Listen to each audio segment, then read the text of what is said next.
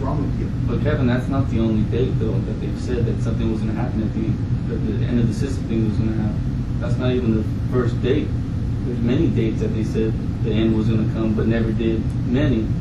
And people called us false prophets, and I would always wonder, well, we were only really incorrect about that one day, and the slave, of course, they apologized for it and whatnot.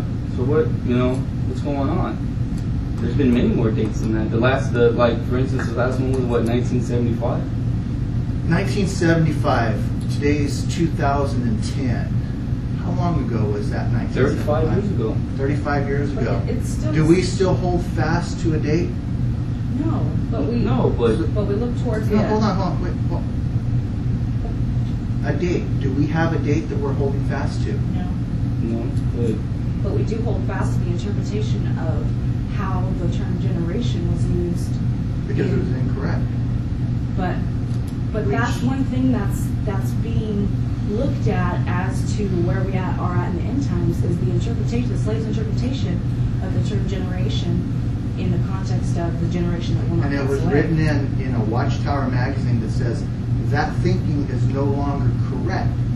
And we were still in that generation. But doesn't that cause confusion and disconnect in people's minds when minds were set in one way so firmly, and then one announcement in a magazine can be made that completely flips over their whole outlook on things? And then I'll go back to holding on to traditions. Because generations, what are you serving Jehovah for? Because you're holding fast to this generation in hopes of the end coming before someone dies, when we blatantly know that no one knows what time it is except the Father and the Son. Mm-hmm. So this generation had no bearing on when Jesus said it, made the statement. Mm-hmm. All the years of research. And they come to the conclusion that, you know what, we need to rethink what we're thinking about here because it's not accurate. If we continue to preach this generations, what would we really be doing? We'll be preaching something that we know is a flat out lie. Okay. So then we go contrary to what Jesus said. Mm-hmm. So, revision of thinking. Using certain language, though, inside the publication, so saying that certain dates are a certainty, that this isn't our calendar, but God's calendar. Things like that just goes to show they don't even have to really directly say this is going to be it. They can just use certain language. And then so when something doesn't happen, they really don't have to take full accountability. And these are in the publications. Because it says we're on God's time, not man's?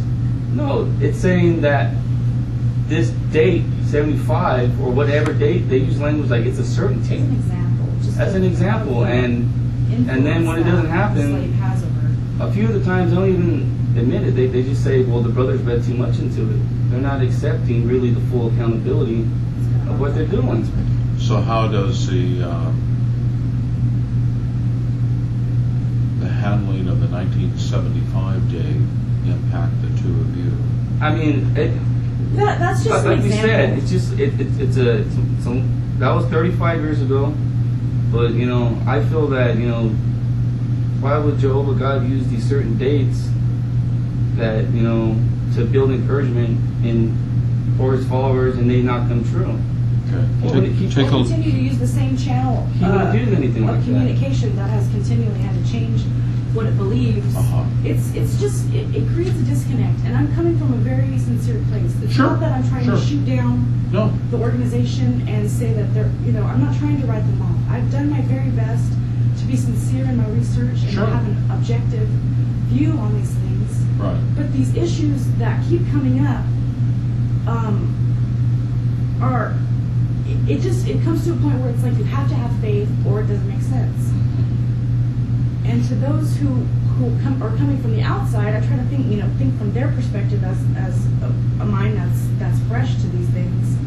It wouldn't make any sense. You kind of have to go into it already 100% believing that everything that comes forth from the slave has to be present truth, which in itself is using terminology. Take a look, Ashley, at Acts chapter 1. Sure, I will. And been very open and very gracious. I'm And we not have, trying to withhold anything from no, I'm you're not trying to attack anyone. no, not at all, not at all. You're you're a very sweet girl. Acts chapter 1, and read verses 8 through 11, please. Sure. But when the Holy Spirit has come upon you, you will receive power to testify about me with great effect to the people in Jerusalem, throughout Judea and Samaria, and to the ends of the earth, about my death and resurrection. It was not long afterward that he rose into the sky and disappeared into a cloud, leaving them staring after him. As they were straining their eyes for another glimpse, suddenly 2 white-robed men were standing there among them and said, Men of Galilee, why are you standing here staring at the sky? Jesus has gone away to heaven, and someday, just as he went, he will return. Now, why do you suppose they kept staring up into the sky until the angels finally had to tell them, you guys need to get busy and start preaching?